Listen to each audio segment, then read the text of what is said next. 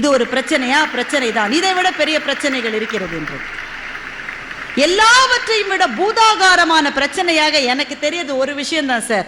நீங்க ஒத்துப்பீங்களோ இல்லையோ எனக்கு தெரியல. இது எல்லாம் பிரச்சனை தான். ஆனா இதோடலாம் வாழ பழகிட்டோம்.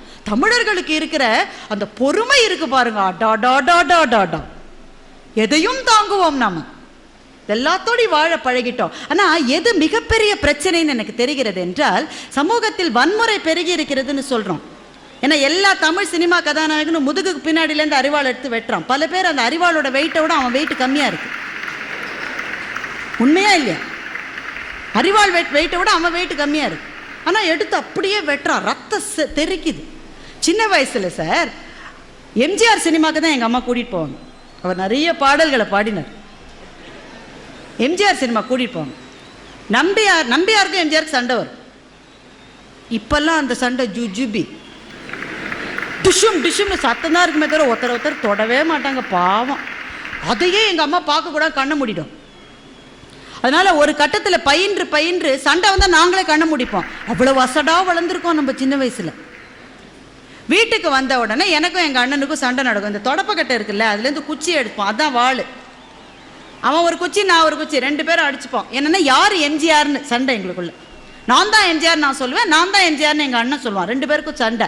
எங்கள் அம்மா சொல்லுவாங்க, அப்பா வந்தால் தோலை உரிப்பேண்டா, அவர்கிட்ட சொல்லி தோலை உரிக்க சொல்லுவேன். அதாவது எம்ஜிஆர் யாருன்றதுல தான் சண்டை, நம்பியார் யாருன்றதுல சண்டையே கிடையாது. அப்பா தான்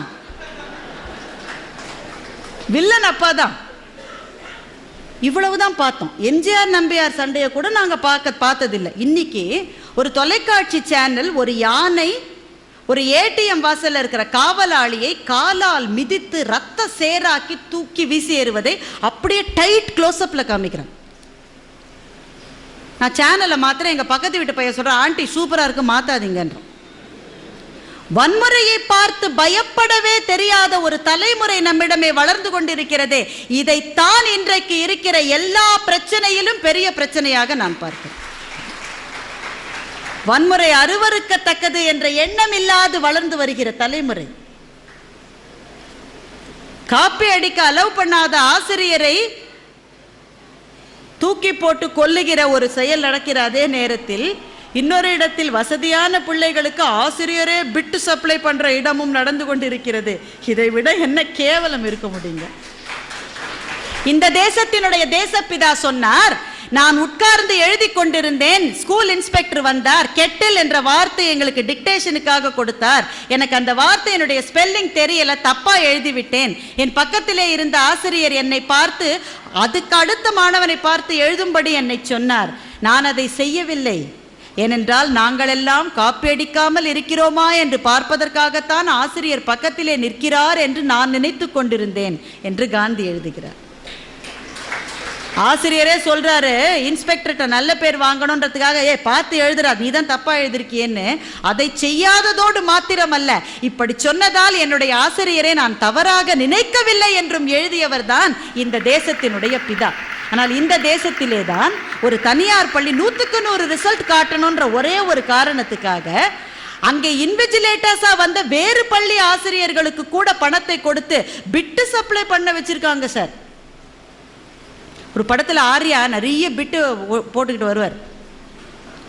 எந்த பிட்டு எங்க இருக்குன்றதுக்கு தனியா ஒரு பிட்டு வச்சிருப்பார். பாத்தீங்கல்ல? நல்ல வேளை அந்த டீச்சர்ஸ் அதை செய்யல.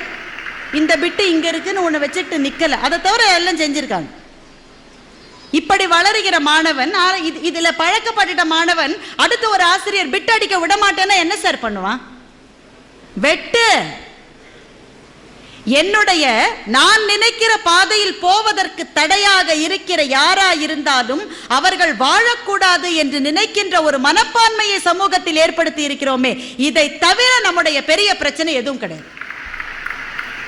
வன்முறை என்பது ஒருவரை அடிப்பது மாத்திரமல்ல, வார்த்தைகளிலே கூட வன்முறை இருக்கிறது இந்த சமூகம். எவ்வளவு வார்த்தைகளில் வன்முறை, எவ்வளவு வன்முறை வார்த்தைகள் இல்ல? அது ரொம்ப அதிகமா அனுபவிக்கிறவங்க வயசானவங்க தான். வீட்டிலே இருக்கிற முதியவர்கள் இருக்கிறார்கள். தெருவில் வந்து கொஞ்சம் அவர் தடுமாறிட்டானா, பெருசு எங்க ஊர்ல வீட்டுல சொல்லின்னு வந்தியா, வார்த்தைகளிலே வன்முறை நம்முடைய சமூகத்தில் கொழுந்து விட்டு எரிகிறது. இப்போ இந்த வார்த்தைகளிலே இருக்கிற வன்முறை மாற வேண்டும் என்று சொன்னால் ஒரு வழிதான் சார் இருக்கு, நமக்கு ஒரு வழிதான் இருக்கு. ஐயா சொன்னது மாதிரி ஒரு நாளை தொடங்குகிற போது ஒரு வீட்டில் வாழ்க வளமுடன் என்ற நல்ல வார்த்தையோடு தாயும் தகப்பனும் ஒரு நாளை துவக்கினால் அந்த பிள்ளை அதை பார்த்தாவது வார்த்தைகளிலே வன்முறையை குறைத்து கொள்ள முடியும் என்றால் இந்த இயக்கத்தினுடைய சிறப்பு அவ்வளவு பெரிய சிறப்பு.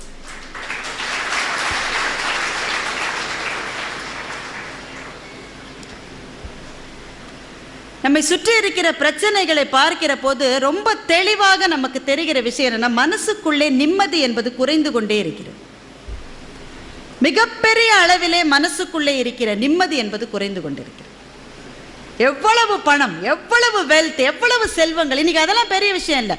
இன்னும் ஒரு 5 நிமிஷம் எடுத்துக்கலாமா?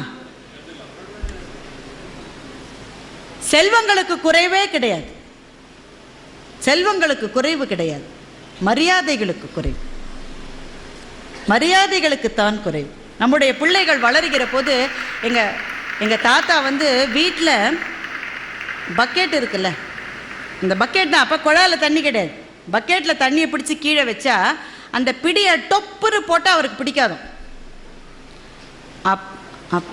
அப்படி வைக்கணும், அந்த சத்தம் அவருக்கு டிஸ்டர்பன்ஸும். அதெல்லாம் எங்கள் அம்மாலாம் கேட்டு நடந்திருக்கு. இன்றைக்கி நம்ம வீட்டில் போமா போமா போமா, பொண்ணுகிட்ட சொல்லி பாருங்களேன், ஏம்மா இன்றைக்கி ஒரு நாள் வேலைக்காரமா வரல, இன்றைக்கி ஒரு நாள் மட்டும் கொஞ்சம் பாத்திரம் விளக்கி கொடுமா, நிச்சயமாக என்ன பதில் தெரியுமா சொல்லுவான்? நான் பல்லு விளக்குறதே ஜாஸ்தி, பாத்திரம்லாம் விளக்க மாட்டேன். பையன்கிட்ட கேட்டு பாருங்க, என்னடா எப்போ பாரு அந்த ரூமில் கம்ப்யூட்டரில் ஏதோ பண்ணிக்கிட்டே இருக்கியே, என்னடா பண்ணுற நீ? புரியுமா? சொன்னால் உனக்கு புரியுமா? உனக்கு செல்ஃபோனே எடுத்து பேச தெரியல, உனக்கு எதுக்குமா இதெல்லாம்? பையன் சொல்கிறான், எங்கள் அம்மாவுக்கு செல்ஃபோன் வாங்கி கொடுத்து சுத்த வேஸ்ட்டுடா, இந்த எஸ்எம்எஸ் வந்தால் டிங் டிங்னு சத்தம் வருது, எங்கள் அம்மா காதில் வச்சு அலோ அலோங்குதுன்றான். ஆனால் என்ன பிரச்சனை தெரியுமா? எந்த அம்மாவும் எனக்கு தெரியலடா சொல்லி கொடு, எனக்கு உனக்கு கூட தான் ஏபிசிடியே தெரியாமல் இருந்த, அப்போ நான் சொல்லி கொடுத்தேன்ல உனக்கு. 3 3 6ன்னு போட தெரியாம 30 தடவை முட்டிக்கால் போட்ட நாய் நீ. எனக்கு தெரியாதுதான் செல்போன் எப்படி யூஸ் பண்றதுன்னு தெரியல, சொல்லி கொடு, புரியுற மாதிரி சொல்லி கொடு. நாம் இழந்தது என்ன தெரியுமா? பிரச்சனை என்னவென்றால் கற்பதை இழந்து விட்டோம். We have stopped learning. புதுசா ஒரு விஷயத்தை கற்றுக்கொள்வது என்பதையே நாம் ஏற்றுக்கொள்வதில்லை. எனக்கு தெரியாது, எனக்கு வராது, என்னால முடியாது.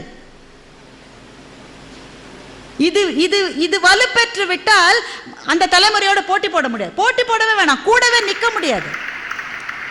Technologically they are far superior. அது நம்ம சந்தோஷப்படுற விஷயம் தான். தம் மக்கள் அறிவுடைமை மாநிலத்து மண்ணுயிர்க்கெல்லாம் இனிது நான் வள்ளுவன். நமக்கு சந்தோஷம் தான் நம்ம பிள்ளைகளை பார்த்து. ஆனா அவர்கள் நம்மை அவமானப்படுத்துவதையும் ரசிக்கிற அளவு அடிமைகளாக நாம் ஆகிவிடக்கூடாது.